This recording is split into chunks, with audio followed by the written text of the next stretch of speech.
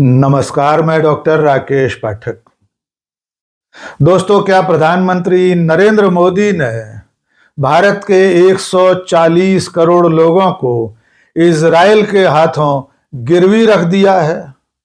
क्या प्रधानमंत्री की हालिया इजराइल यात्रा में ऐसा कोई करार हुआ है, ऐसा कोई समझौता हुआ है कि हम भारत के लोग इजराइल के बंधुआ मजदूर हो गए हैं?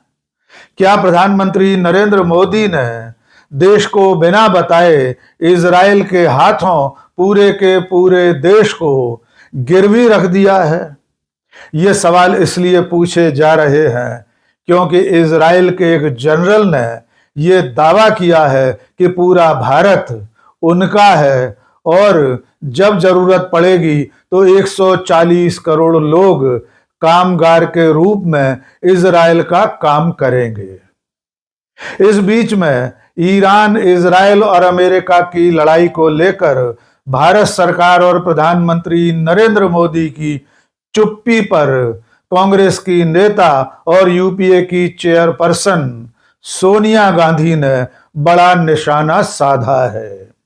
सोनिया गांधी ने एक बड़ा आलेख लिखकर प्रधानमंत्री नरेंद्र मोदी की चुप्पी पर सवाल पूछते हुए कहा है कि भारत की विदेश नीति अब तक चली आ रही अपनी परंपरागत नीति से हट क्यों रही है? क्या वजह है कि प्रधानमंत्री नरेंद्र मोदी ने अब तक ईरान के supreme leader Ayatollah Ali Khamenei की मौत पर शोक संवेदना तक नहीं जताई है और न इस युद्ध को लेकर कोई और गंभीर पहल की है? इस बीच में ईरान और इजराइल के बीच एक दूसरे पर हमले तेज हो गए हैं। एक तरफ ईरान ने पिछले 24 घंटे में तेल अवीव सहित अमेरिका के पिट्ठू देशों पर, वहां जो अमरीकी ठिकाने हैं, उन पर मिसाइलों से हमला किया है और इस तरफ से यानी इजराइल और अमेरिका की तरफ से तेहरान सहित ईरान के कई महत्वपूर्ण शहरों पर मिसाइलें और ड्रोन की बारिश जारी है। आइए सबसे पहले बात करते हैं प्रधानमंत्री नरेंद्र मोदी की हालिया इजराइल यात्रा की। आप जानते हैं, जिस दिन इजराइल और अमेरिका ने ईरान पर हमला किया था उसके मात्र 32-36 घंटे पहले प्रधानमंत्री नरेंद्र मोदी इजराइल की यात्रा पर थे। इस यात्रा का मकसद क्या था, इसमें क्या हासिल हुआ, कौन से समझौते हुए, इस बात का अब तक कोई खुलासा नहीं हुआ है। यहां तक कि प्रधानमंत्री मोदी की इजराइल यात्रा का ऐलान भी भारत सरकार की तरफ से नहीं हुआ था। इसकी इत्तला बेंजामिन नेतन्याहू ने, इजराइल के प्रधानमंत्री ने, अपने एक भाषण में दी थी। उसके बाद प्रधानमंत्री वहां पहुंचे, उनकी बेंजामिन नेतन्याहू से मुलाकात हुई, उन्होंने इजराइल की संसद में संबोधन भी दिया। वहां उन्हें एक तमगा भी दिया गया जिसे इजराइल की तरफ से पहली बार किसी विदेशी मुखिया को दिया गया तमगा कहा जा रहा है। यह दावा किया जा रहा है कि नरेंद्र मोदी को जो सम्मान दिया गया है वैसा सम्मान इजराइल ने इससे पहले किसी को नहीं दिया था। यद्यपि उसके बारे में यह खुलासा हो चुका है कि एक तरह से वो नकली सम्मान था, लेकिन उससे ज्यादा महत्वपूर्ण सवाल यह है कि प्रधानमंत्री मोदी की इस यात्रा में आखिर हासिल क्या हुआ था। क्योंकि सरकार की तरफ से, प्रधानमंत्री की तरफ से और विदेश मंत्रालय की तरफ से अब तक इस बात पर कोई आधिकारिक बयान जारी नहीं किया गया है कि प्रधानमंत्री की इस यात्रा में इजराइल के साथ भारत के कौन कौन से करार हुए हैं।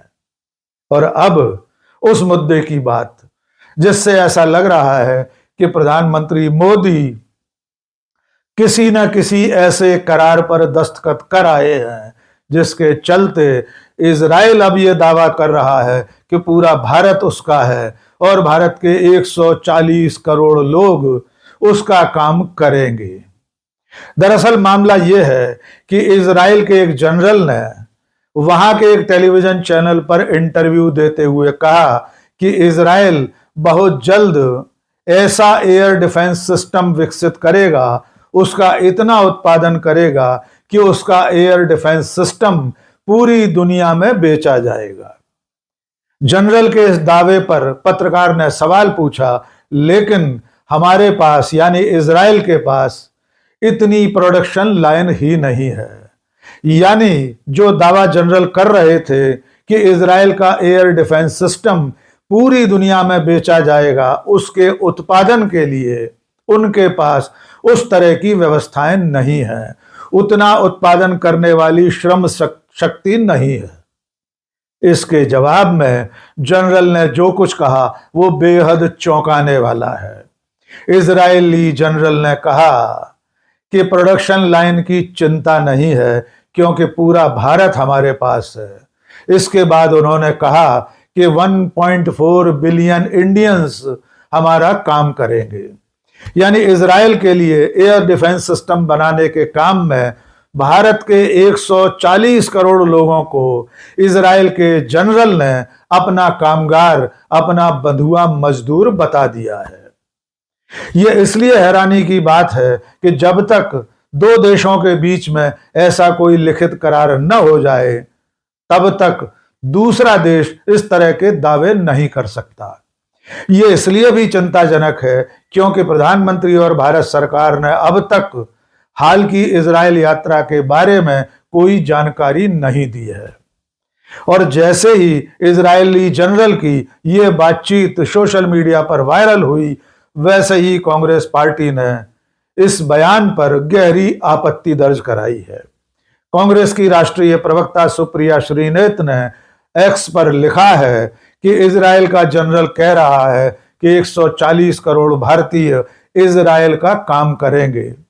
उन्होंने पूछा है कि क्या प्रधानमंत्री इजराइल के साथ भी कंप्रोमाइज्ड हो गए हैं, यानी इजराइल के साथ भी लाचार होकर कोई ऐसा समझौता कर आए हैं जिसके चलते इजराइल का जनरल इतना बढ़ चढ़कर भारतीयों को अपना बंधुआ मजदूर बता रहा है। देखना होगा इजराइल के फौजी जनरल के इस दावे पर प्रधानमंत्री कार्यालय, विदेश मंत्रालय, विदेश मंत्री या खुद प्रधानमंत्री कब तक जवाब देते हैं। लेकिन वे जवाब देंगे इसकी संभावना बहुत कम है, क्योंकि नरेंद्र मोदी की चुप्पी, भारत सरकार की खामोशी पिछले कई दिनों से सवालों के घेरे में। जब से अमेरिका और इजराइल ने ईरान पर हमला किया है और इस हमले में जिस दिन ईरान के supreme leader Ayatollah Ali Khamenei मारे गए हैं, उस दिन से अब तक भारत सरकार और प्रधानमंत्री का जो रवैया है वो बेहद चौंकाने वाला है।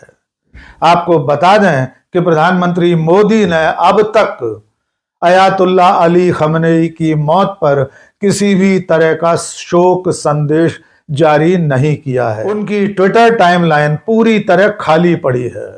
उन्होंने जिस दिन अली खमनेई शहीद हुए उस दिन देश के 3 मुख्यमंत्रियों को हैप्पी बर्थडे का संदेश लिखा था, अपने पुडुचेरी में व्यस्तता की बात बताई थी और उसके बाद तमिलनाडु में वे एक धार्मिक स्थल पर साष्टांग दंडवत दिखाई दिए थे, लेकिन उन्होंने अली खमनेई को श्रद्धा सुमन अर्पित नहीं किए थे।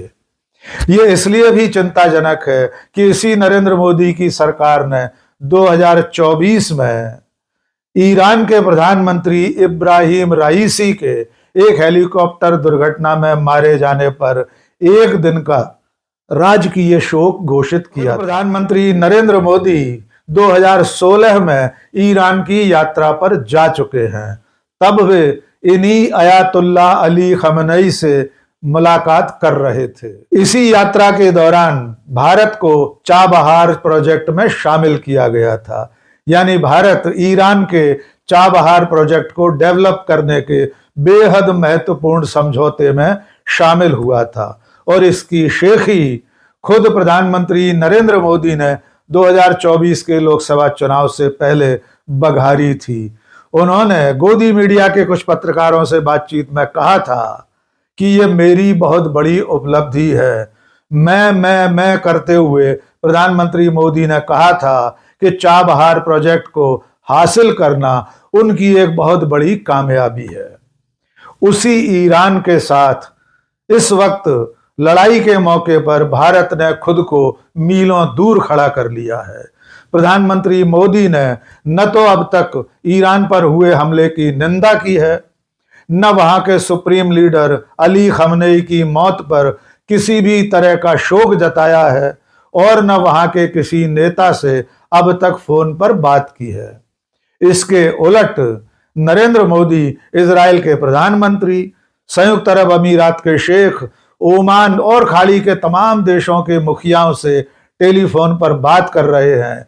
इस युद्ध के उन सब लोगों से बात कर रहे हैं जो हमलावर के पक्ष में है, जबकि जिस पर हमला हुआ है उससे बात करने की जहमत अब तक नरेंद्र मोदी ने नहीं उठाई है। और उनकी इस चुप्पी पर यूपीए की चेयरपर्सन, कांग्रेस की वरिष्ठतम नेता सोनिया गांधी ने एक विस्तृत आलेख लिखकर निशाना साधा है।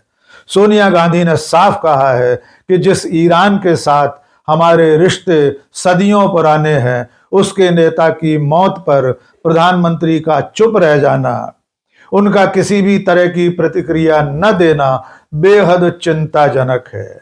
उन्होंने नरेंद्र मोदी को यह भी याद दिलाया है कि सन 2001 में उन्हीं की पार्टी के नेता अटल बिहारी वाजपेयी ने ईरान के साथ रिश्तों की पुष्टि की थी। सोनिया गांधी ने अपने आलेख की शुरुआत में लिखा है कि 1 मार्च को ईरान ने पुष्टि की कि उसके सर्वोच्च नेता अयातुल्लाह सैयद अली हुसैनी खमेनेई को पिछले दिन अमेरिका और इजराइल द्वारा किए गए निशाना साधे गए हमलों में हत्या कर दी गई है। एक राष्ट्राध्यक्ष की हत्या बेहद चिंताजनक है, लेकिन इस घटना के झटके से परे नई दिल्ली की चुप्पी उतनी ही कड़वी है। भारत सरकार ने न तो इस हत्या की निंदा की है और न ही ईरानी संप्रभुता के उल्लंघन पर। सोनिया गांधी ने आगे लिखा है, वर्तमान सरकार को याद रखना चाहिए कि अप्रैल 2001 में तत्कालीन प्रधानमंत्री अटल बिहारी वाजपेयी ने तेहरान की आधिकारिक यात्रा के दौरान भारत के ईरान से गहन सभ्यतागत और समकालीन संबंधों को गर्मजोशी से दोहराया था। उनकी उस स्वीकृति का वर्तमान सरकार के लिए कोई महत्व नहीं लगता। तो सोनिया गांधी के प्रधानमंत्री नरेंद्र मोदी पर इस सीधे हमले से सरकार बुरी तरह बिलबिलाई हुई है, लेकिन फिर भी अब तक भारत सरकार की ओर से ईरान पर हुए हमले और अली खमनेई की मौत पर शोक न जताना बड़े सवाल खड़े कर रहा है। उधर अमेरिका में अमेरिका की कार्रवाई के खिलाफ लोग खड़े हो गए हैं। कैलिफोर्निया के गवर्नर ने डोनाल्ड ट्रंप पर आरोप लगाया है कि वे ईरान में मासूम बच्चियों की हत्या के जिम्मेदार हैं।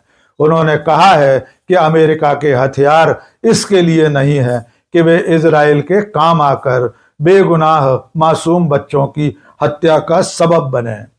इसके अलावा ये लड़ाई आगे और कितने दिन चल सकती है, इसका अनुमान खुद डोनाल्ड ट्रंप के बयान से लगाया जा सकता है।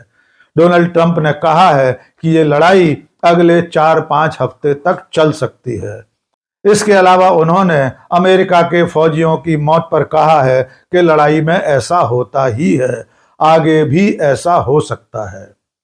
फिलहाल इस पूरी लड़ाई में भारत की भूमिका को लेकर बड़े सवाल खड़े हो गए हैं। खास तौर से इजरायली जनरल के इस ताजा बयान ने इस चिंता को गहरा कर दिया है कि प्रधानमंत्री नरेंद्र मोदी अपनी हाल की इजराइल यात्रा में क्या गुल खिलाकर आए हैं।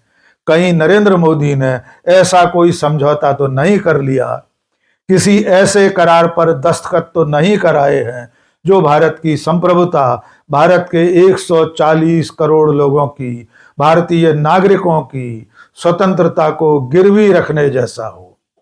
देखना होगा इजरायली जनरल के इस बयान पर भारत सरकार की ओर से कब तक स्पष्टीकरण आता है।